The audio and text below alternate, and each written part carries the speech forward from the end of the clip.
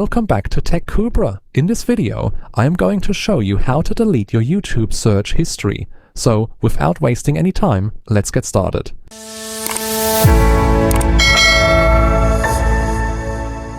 First, open the YouTube app on your mobile phone. As you can see, there are a lot of search history items available on my account.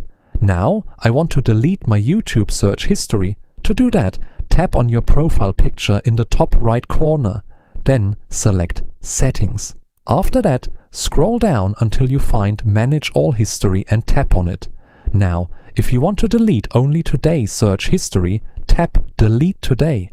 But if you want to delete all of your search history, select Delete All Time. In my case, I want to delete all of my search history, so I'll tap Delete All Time. Finally, tap Delete to confirm. That's it. Your YouTube search history has been deleted successfully. If you found this video helpful, please give it a thumbs up and subscribe to the channel for more useful tech tutorials. Thanks for watching, and I'll see you in the next video.